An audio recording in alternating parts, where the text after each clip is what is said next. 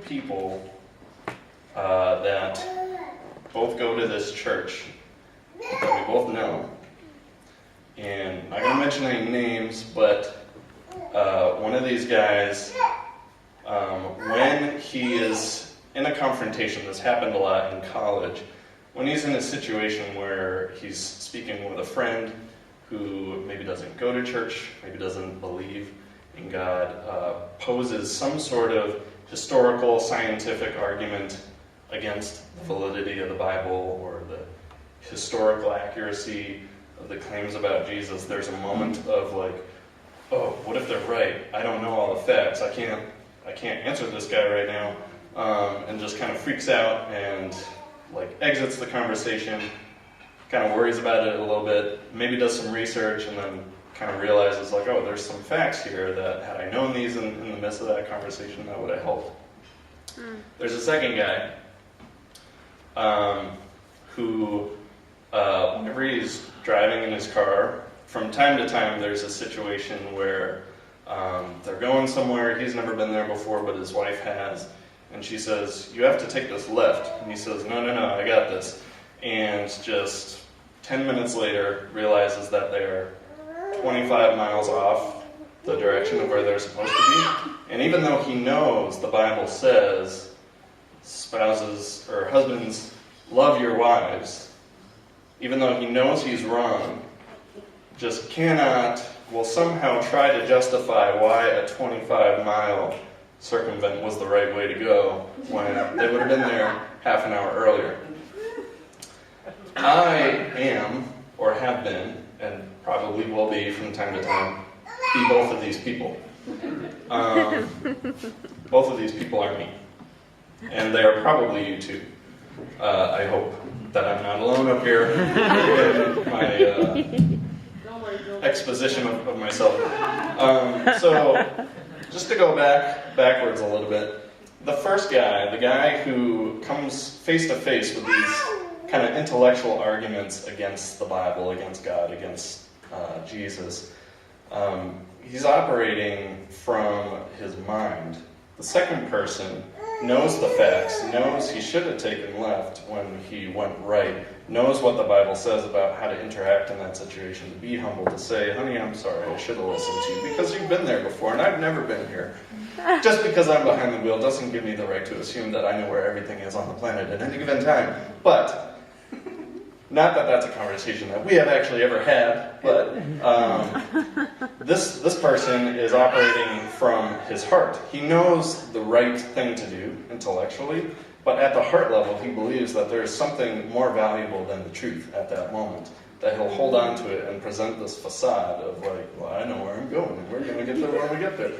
So, any one of us will experience that kind of separation of the heart and mind at any given point, where on one level we choose to believe God solely based on our intellect and not based on the contents of our heart, whereas in other situations we'll believe and operate solely based on things that maybe are less concrete and can be not contained in words and math and formula and science and history, but things that are more felt and that are known on an internal level.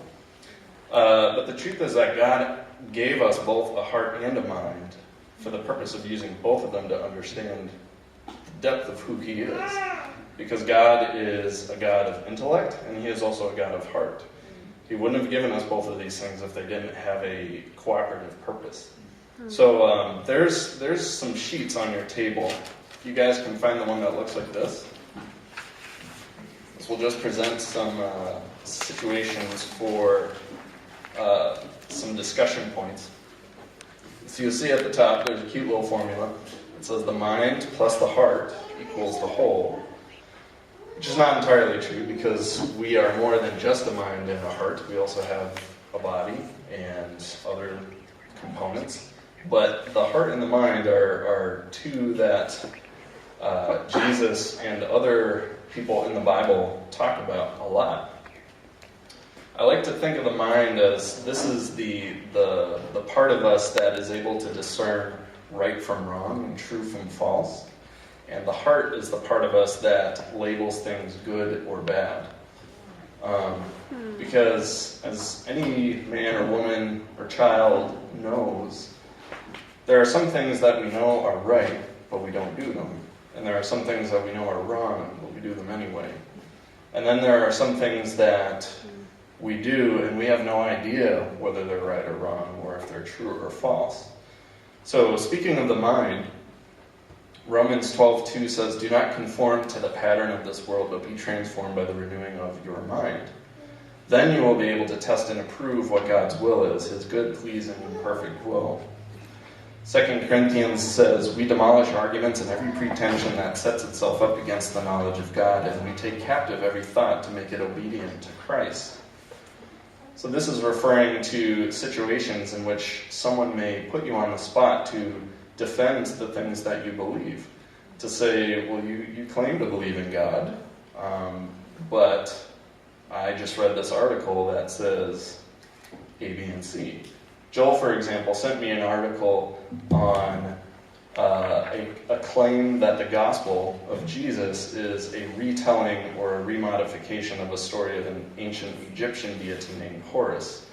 And that's an example of one of those things that at another time, had I heard such a discussion in person, I would have had a moment of not knowing what to say, not knowing. I've never read ancient Egyptian history other than the history I was forced to in middle school, which I can't remember back that far anyway.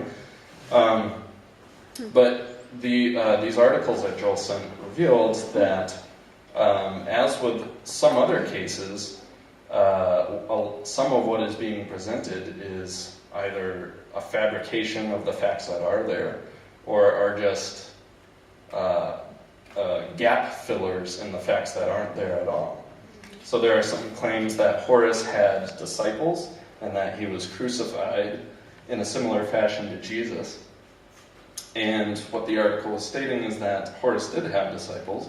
He didn't have 12 like Jesus did. But if you spend too much time focusing on that intellectually, you forget the fact that pretty much every major character in history has had some form of disciples, or people that listen to them and follow them and help them out. Some of you, hopefully all of us in this room as Christians, have people that we are discipling, or we ourselves are being discipled by other people. So, not quite a strong enough argument to dismantle an entire world religion based on the fact that, someone else had disciples, so if Jesus had disciples, it's simply a copy and paste of that story. There was also no claim that such a crucifixion took place in Horus's case, simply a made-up fact. Also, the fact that other people in history have been crucified is part of that discussion that should be had as well. Speaking from the heart sense, Matthew 6:21 says, "Where your treasure is, there your heart will be also." Proverbs 4:23 says, "Above all else, guard your heart, for everything you do flows from it." And Proverbs 3:5 says, "Trust in the Lord with all your heart, and lean not on your own understanding." So we all have been in that situation and have even known people who know, they know the facts, they know right from wrong, they know what the Bible says, and still do things that are contrary to what those truths may be. This past election season, I think we can all agree that no matter what side of the political spectrum you come from, there was some junk being thrown back and forth on Facebook. Some of it by Christians, some of which kind of is in direct contrast with what the Bible says is the proper decorum for expressing love and grace to someone that you have a disagreement with. We've all been there before. No one in this room is unguilty of such things, myself included. That's what grace is for, because none of us are perfect. And Jesus is slowly working those things out in us, in our mind and in our heart. So you combine all those things together, and you realize that, as Mark 12:21 says, that we are supposed to be whole people, that we are to submit ourselves not just intellectually and not just in a heartfelt way, but entirely and completely to the will of God. Jesus, when he was asked what the most important commandment was, said the most important one is this: the Lord our God, the Lord is one. Love the Lord your God with all your heart, with all your soul, with all your mind, and with all your strength. So as you think about these things, I'm going to play a song for you that kind of represents some of the tension in each of these areas. It's by a singer-songwriter named Jill Phillips. The song is called Resurrection. And I'll let it speak for itself, but the thing that I just want to stand out to everybody is the chorus, which says, I believe, though it's hard sometimes, you are the resurrection and the life. Sometimes we come up to contrasting beliefs or opinions that make it hard for us to believe that Jesus is who he said he is.